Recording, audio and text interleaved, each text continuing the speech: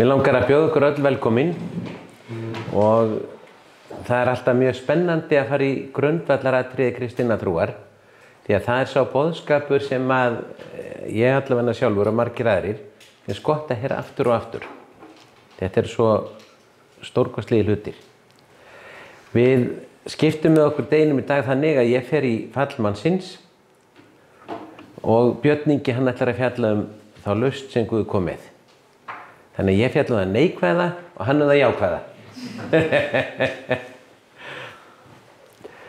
Þannig, og ég í fyrsta skipti að nota PowerPoint og ég ætlaði að ljósrita handa öllum og þá fekk ég bara eina síðu með eitthvað risa stöðum fyrir hvert ramma. Þannig að það var ekki sensið næði að það í kemminga. Ég ætla að finna einhverja leið kannski til að senda ykkur þetta svo á tölvupósti ef þið skiljið netfangið eftir.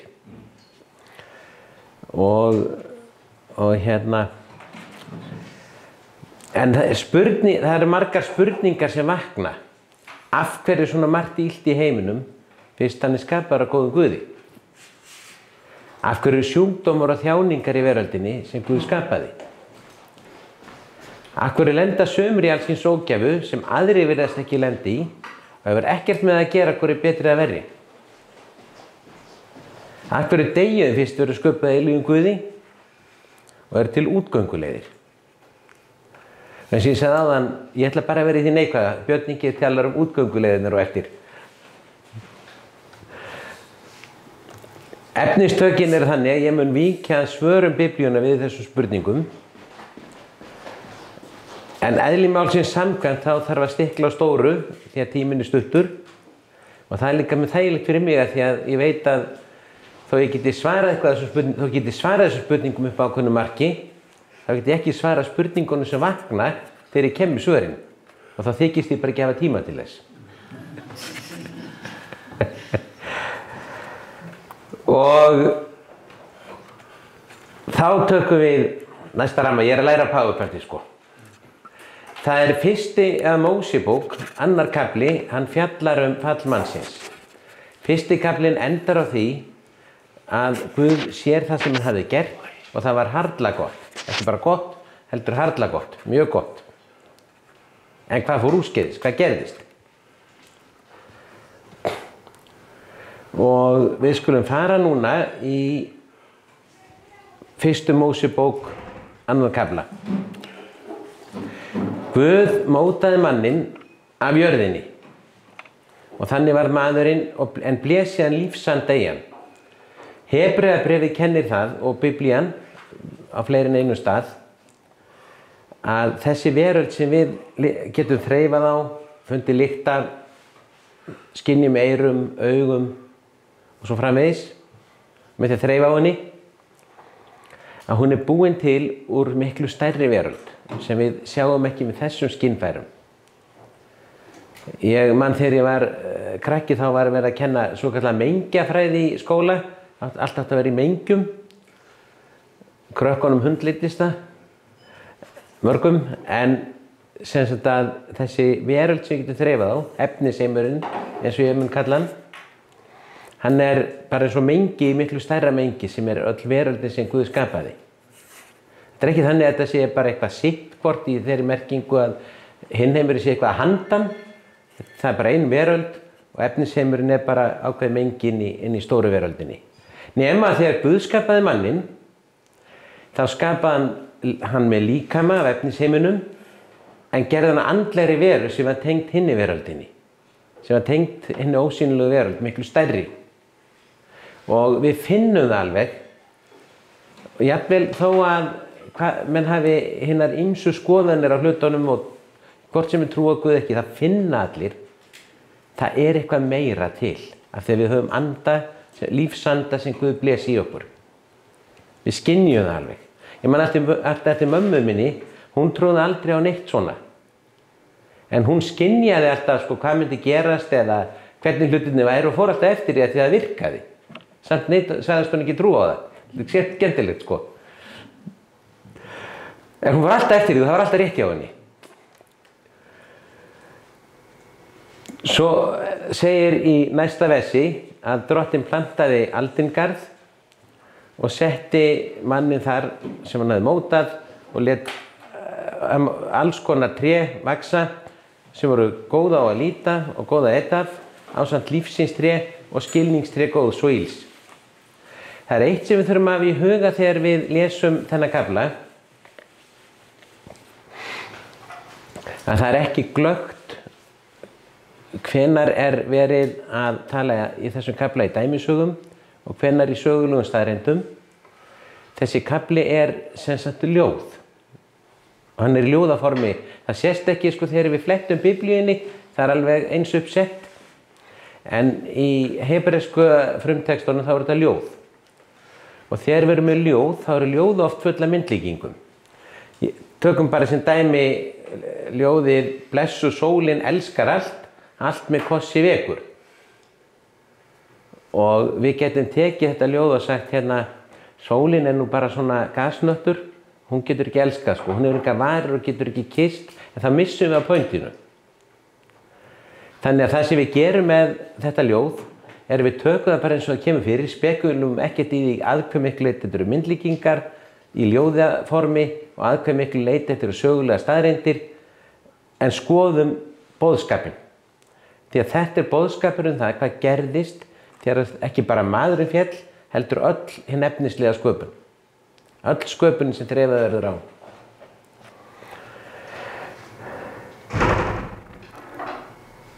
En hvað og já, svo segir Guð, þú mátt borða öllum trjám að vild, en ekki að skilningstré góðs og ills, þá máttu deyja. Og hvað þetta tré? Í fyrsta lagi þetta ekki eplatré. Það ekkert, stendur hvergi í Biblíunni. Það séu epli. Í öðru lagi, þá kann að vera að þetta hafi ekki verið tré í reynd, heldur sé þetta myndlíking, eins og svo margt oft í ljóðum. Kjarninn í frásögninni þessi og það aðalatriðið. Ef þú tekur illskuna inn í þig, þá muntu deyja. Það bara þannig. Af því að það verið að tala að borða þessu tré. Það að taka það sem á þessu tré inn í þig. Og Guð hafði gert sett manninn yfir sköpunina og það var gríðarlega mikið í húfi vegna þess að maðurinn félli, það myndi öll sköpunin falla líka. Og ef að maðurinn myndi beygja sig undir Satan, þá hann höfðingi heimsins í staðinn og það kemur fram í Guðspjöllunum að Jesús kallar hann höfðingi heimsins. Og þegar hann bauð Jesú að eignast allan heiminn, ef hann bara félli fram á tilbæðan, þá dró Jesú ekki ef að djöfullinn geti boðið þetta, en hann þáði það ekki. Þannig að það var allt í húfi. En hvað svo sem þetta tré þá gengur þetta út af því að ef þú ætlar að kynnast illskunni og skynja hana og þekkja hana og vita hvað hún þá að ganga hleypinn inn í þig. Og Guð sagði, ef þið gerir þetta, þá getur það bara kostað ykkur lífið. Sjáum.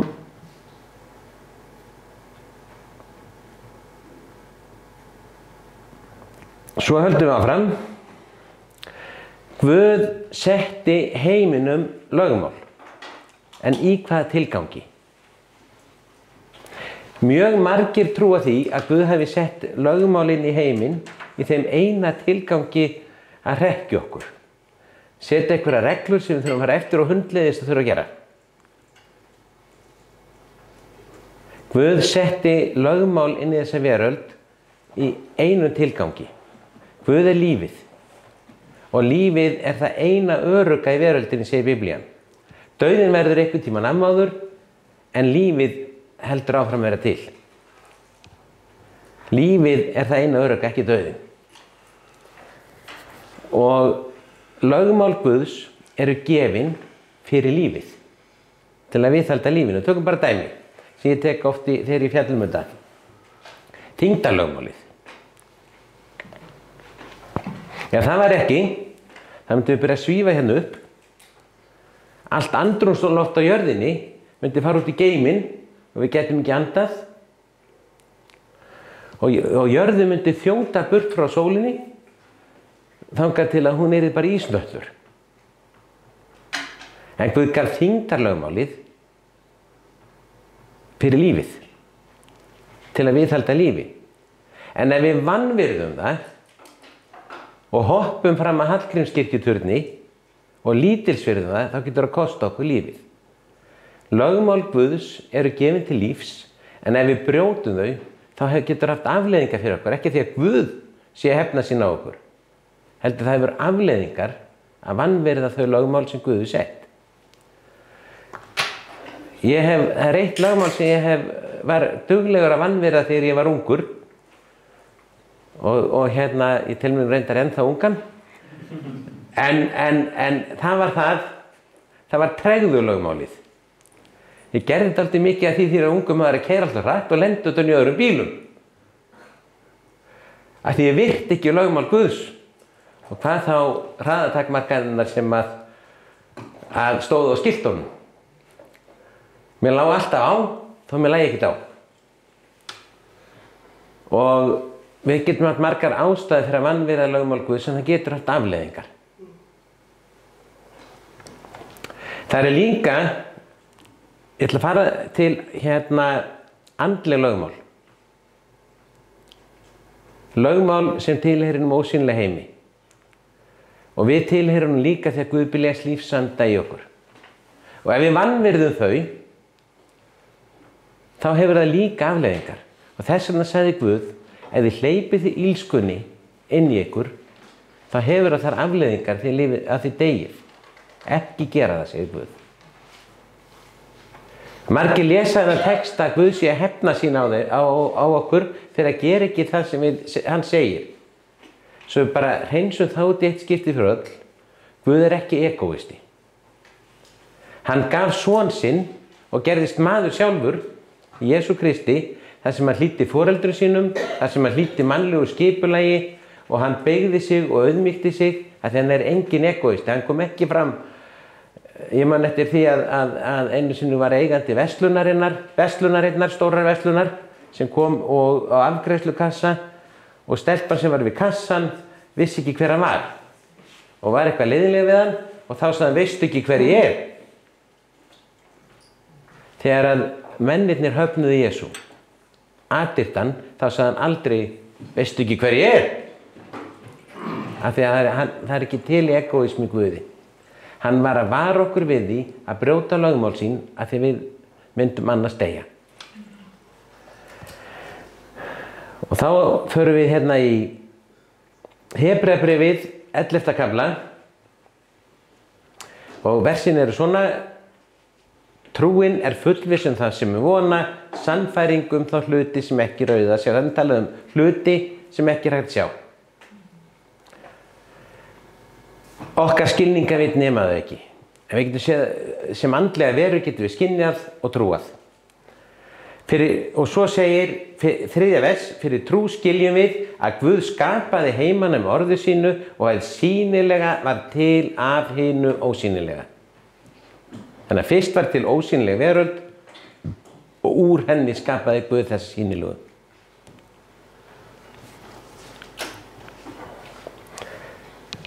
Ég er búinn að fjalla um það að stundum að við verum að átta okkur á því að lögmál Guðs eru gefin til lífs og þau eru ekki gerð.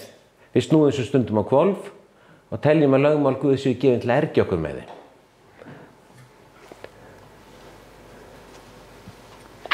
Ég er búinn að taka dæmi úr efnisheiminum, hvað gerist ef við vanvirðum þyngdarlögmálið eða tregðulögmálið eða eitthvað slíkt. Og andlegu lögmálin sem sagt hafa líka afleiðingar og við töluðum það áðan, ef við borðum með þessu tré, hvað svo sem það er, hleypum illskun inn í okkur, þá deyjum við. Þegar Guð er kærleikur, Guð er heilagur, Guð er réttlátur og það sem er gegn þessu lögmáli, það hefur afleiðingar fyrir okkur að virða það ekki. Og hvað er óttast drottinn? Biblían segir í orðskoðunum, gleymdu nú að skrifa þessi niður, að óttast drottinn er að hata hið illa. Hleyp ekki illskun inn í sig. Hleyp ekki inn í sig það sem veldur okkur ófarnaði að dauða. Það er óttast og Guð. Ég ekki hræddur við þyngdarlögmál, ég þakka Guði fyrir það. En ég óttast á þann hátt að ég lítils fyrir það ekki mér til ófarnaðar. Og eitt af andlegu lögmálunum lögmál fyrirgefningarinnar. Ég ætla bara að taka dæmi eitt slíkt lögmál. Og ef við aðeins skoðum, þá segir Guð við Ísraelsmenn: Nei, þú hefur þreytt mig með syndum þínum, íþyngt mér með sektinni. Ég afmáði afbrot þín sjálfs míns vegna, ég einn, og minnist ekki synda þína. Guð lifir í þessu lögmáli fyrirgefningarinnar og ástæðan gefin upp þarna. Guð segir: Ég get ekki lifað. Ég lifi ekki lífinu með einhvern biturleika eða fortíð að bakinu. Ég ger ekki sjálfur mér það. Hann segir: Ég fyrirgef sjálfs míns vegna og minnist ekki syndana.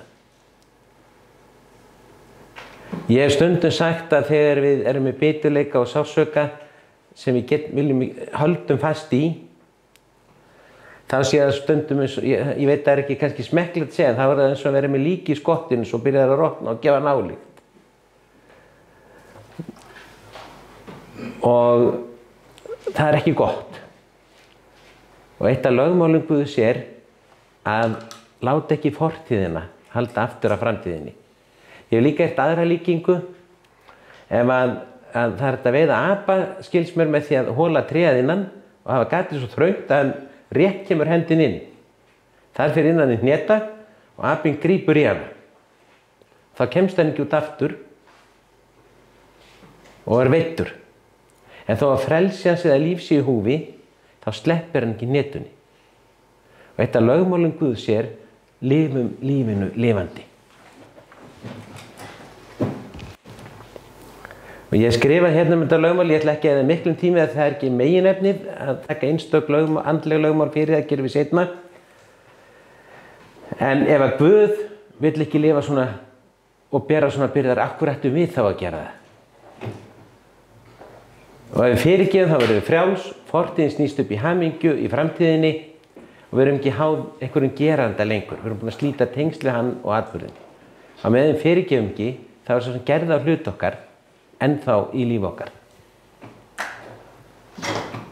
Það ekkert að því að læra af því sem hefur gerst, reifa upp atburði til þess að skapa sjálfum sér betri framtíð og við getum lent í áföllum þar sem við verðum aldrei sömu eftir en við getum orðið betri ef við leyfum anda Guðs að vinna. Guð, hann velur að fyrirgefa og gleyma.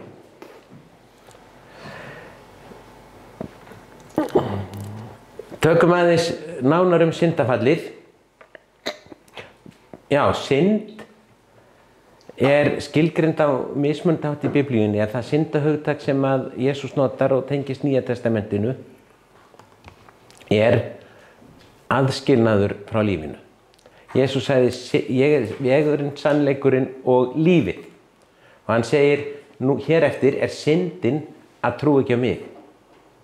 Syndin að vera ekki í lífssambandi við hann. Synd orðið synd getur þýtt að missa marks, þú ert með spjót og hittir ekki, eða eitthvað slíkt. Og það að missa lífinu. Björn Ingi kemur inn á það eftir hvernig Guð að náð sinni tók okkar syndir á sig, leyst okkur undan þeim og eftir það syndin að þiggja ekki þetta boð. Konan sagði höggorminn. Þannig Satan, þannig klárlega myndlíking, sko. Þannig Satan líkt við höggorm. Og ástæðan fyrir þessari líkingu að höggormurinn spúir eitri. Það ræðst á fæturnar á okkur og þegar það sem höggormar eru þar ganga menn í stígvélum eða eitthvað slíku sem hann nær ekki að bíta í gegnum. Og hann slægur og hann notar eitur. Hann djöflinu líkt við það. Og hann spyr: það satt að Guð hafi sagt, það vantar hérna inni hjá mér, það satt að Guð hafi sagt að þið megi geta þessu? Og svona hver djöfullinn að draga í efa það sem Guð hefur sagt. Og ég sem betur fyrir hef ekki kynnst alkohólisma eigin raun nema hjá ættingjum og vinum. En ég hef hlustað á alkohólista lýsa sínum veikindum. Ég kannast þetta allt saman, þá setjum ég bara matur í staðinn, sko. Og ég veit ekki, það er alveg ótrúlegt hvað ég get logið það sjálfum mér en mér langar bara nógu mikið í eitthvað.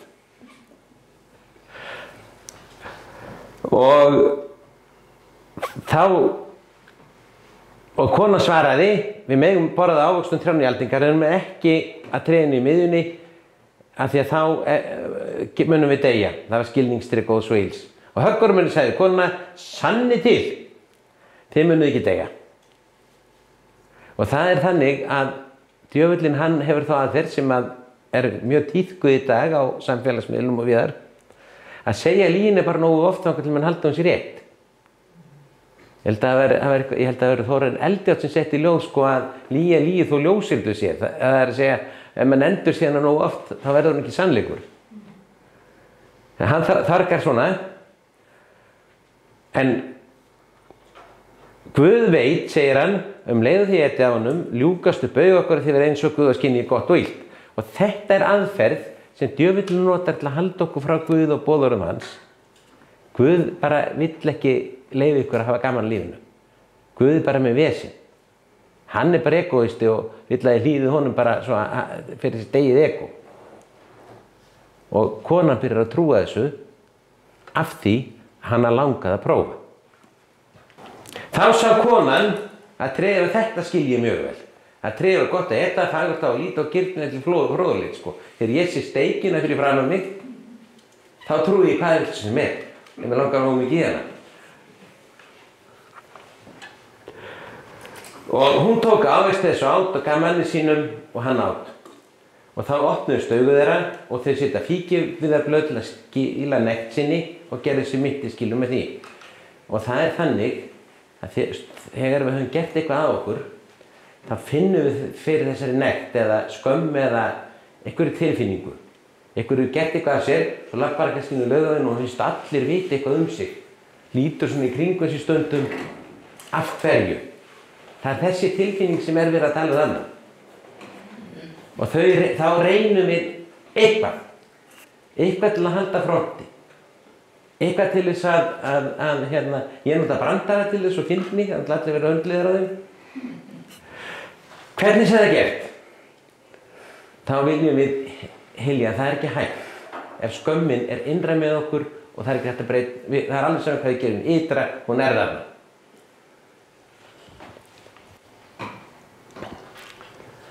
En við þetta var breyting á veröldinni.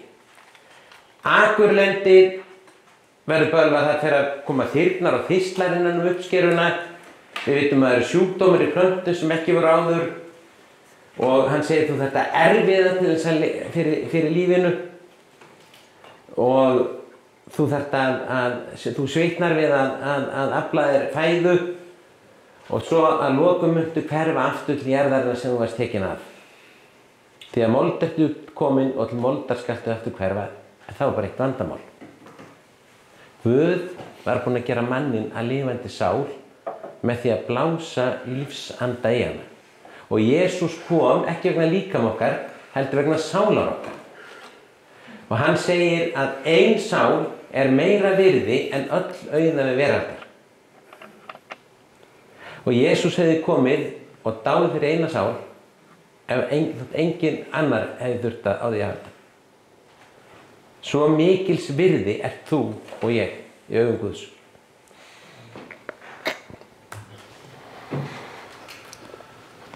Og svo kemur að lausninni, þetta er eina sem ég leiði að segja hana sko, svo ég fá að tala líka því eitthvað. Að hann segir Guð, ég set fjandskap við hoggormi við Satan.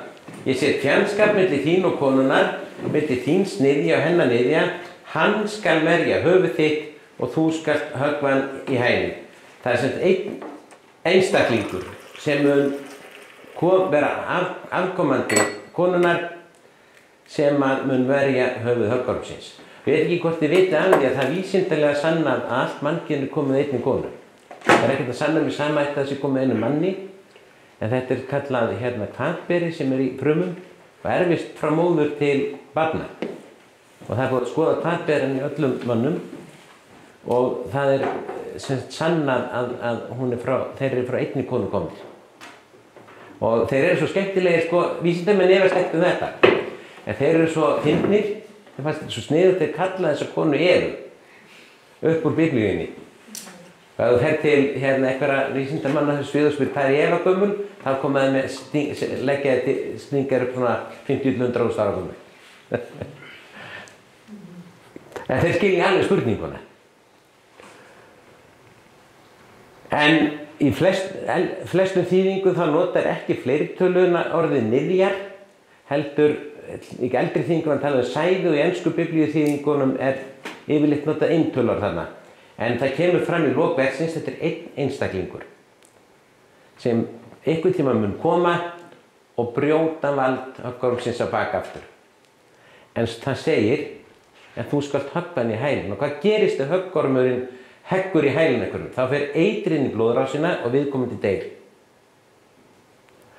Eitur höggormsins, syndin, þurfti að fara inn í þennan einstakling sem átti eftir að fæðast og hann myndi deyja, en í leið, af því að laun syndarinn er dauði, en í leiðinni verður vald Satans brotið á bak aftur. Og það er það sem að Páll Póstuli segir í Rómverjabréfinu, laun syndarinn er dauði, og Guð gaf táknum að einhver annar myndi taka dauðan á sig. Og það sjáum við í 20. versi. Adam nefndi konu sinni Evu því hann var móðir allra sem lifa. Þarna falla saman vísindin og sköpunarsagan. Og Drottinn gerði skinnkirtla handa Adam og konu hans og lét þau klæðast þeim. Það var ekki hægt að glíma við afleiðingar syndarinnar með því að setja einhverja mittiskýlur úr fíkjublöðum. Guð úthelti fyrsta blóðinu á jörðinni þar sem einhver annar dó til að hylja nekt okkar og skömm. Og þetta er tákn upp á það sem síðar gerðist og björningi mjög fjallum. Veit ekki, við höfum ekki tíma til að fara í þessa sögu. Eina sem ég ætla að taka úr henni er það að Nói dó fyllir í stöðu tjaldi sínu. Og ég ljánu það ekki, sko. Það er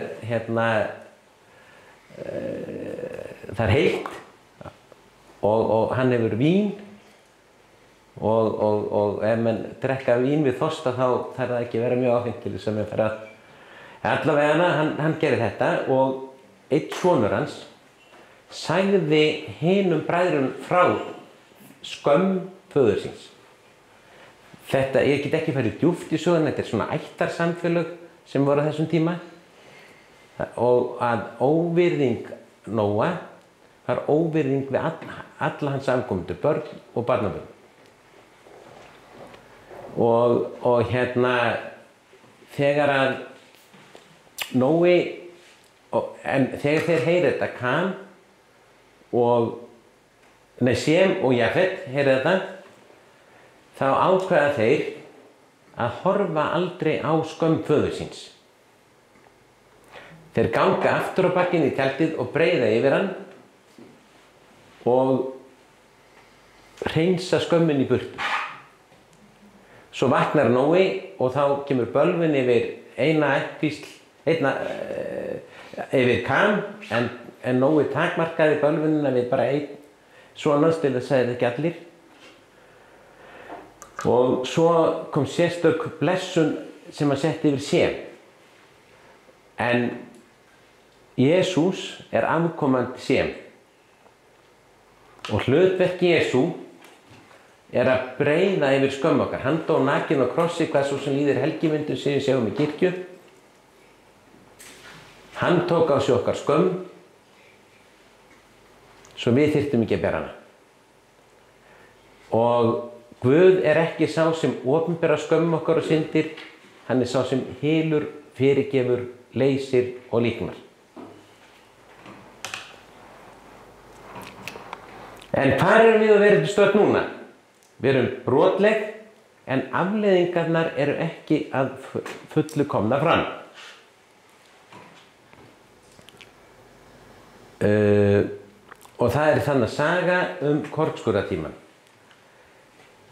Jesús segir dæmisögu mann sem hann segir líkt himnaríki og mann sem sáði góðu sæði akkur þegar hann svaf kom óvinurinn og sáði illgresi og það verður að höfða til þess sem gerðist syndafallinu. Og þegar þetta kemur í ljós þá segja þjónarnir ekki reynt illgresið. Hann segir það er ekki hægt.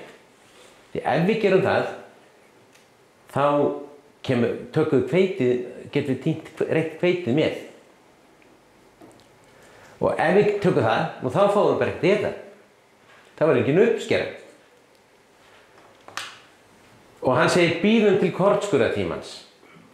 Og það er ekki tími til að fara í það núna, en kornskurðartíminn í þessi merkingu er að einn góðan veðurdag, það verður syndin ekki liðin lengur. Illskan í heiminu verður stöðvuð, óréttlæti verður stöðvað og þetta óréttlæti einn lendir í þessu og annar í hinu, það stoppar, dauðinn verður meira sjánaður, öll kvöl, allir sjúkdómar og jörðin verður meira endurnýjuð og allt verður fullkomið. En auðvitað vakna margar spurningar við það sem ég segi núna sem ekkert að svara og ekki tími til þó að þessi svari við ykkurum. En sem sagt í millitíðinni þá þarf þetta að vera svona. En tíman notar drottinn Guð til að gefa öllum tækifæri til að taka við hjálpræðinu sem hann kom á í Jesú Kristi. Og svo tökum við hérna, já, við höfum ekki tíma til að fara í þetta en Jesú segir að þegar einhver lendir í ófarnaði það var hann ekkert meira syndugur en einhver annar sem slapp. En með því að hann segja hvað veröldin er óréttlát núna. Það er ekkert réttlæti í því hver lendir í hverju. Það getur hins vegar verið ástæða, við getum verið okkar eigin gæfu smiðir upp á ákveðnu marki og gert okkar mistök og það leitt til ófarnaðar, en þarna var hann að tala þegar að Pílatus hafði bara drepið fólk og blandað blóði í fórnir þeirra og þeirra eigin blóði og þegar einhver turn féll á menn, þeir eru ekkert unnið til þess að turnin féll á þá. Og hann segir líka að Guð mun láta reyna til þrautar. Það er þarna fíkjutréð að gefa okkur tækifæri til að taka við hjálpræðinu og lausninni áður en yfir líkur. Það er ekki fyrir það útsöðum að við gera það ekki sem að tilrauninni líkur. Staðan sem við erum í núna, frammi fyrir Guði, við erum eins og maður eða kona sem hefur hoppað fram að hæstu byggingu í heimi og vanvirt þyngdarlögmáli sem Guð gaf. En ekki lent. Og það er þetta tímabil fram að kornskurðartímanum sem við höfum til að þiggja náðina, hjálpræðið og lausnina. Amen.